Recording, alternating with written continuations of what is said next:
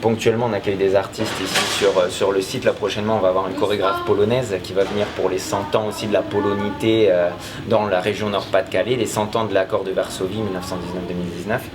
Une chorégraphe polonaise qui va venir notamment pour les journées du patrimoine. On a déjà une artiste plasticienne chinoise aussi, on a un photographe, des designers.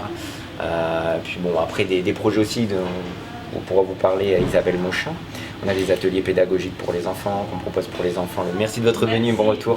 On propose pour les enfants des familles le mercredi, les groupes scolaires. Il y a aussi une partie de la cité qui est habitée, donc comme à l'époque. Donc plutôt cette partie-ci. C'était une volonté aussi de l'architecte de garder une partie de la cité qui est son usage d'origine. Aussi toujours dans un principe de revitalisation de cet espace, parce que c'est forcément une cité qui a connu sa bouillonnée de vie pendant la période minière. Après, avec la fermeture des puits, les cités se sont vidées petit à petit.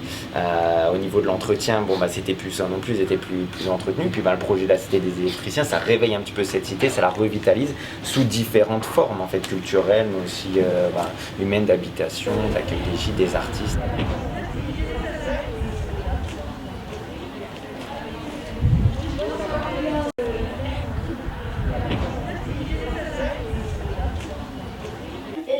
Toilette là.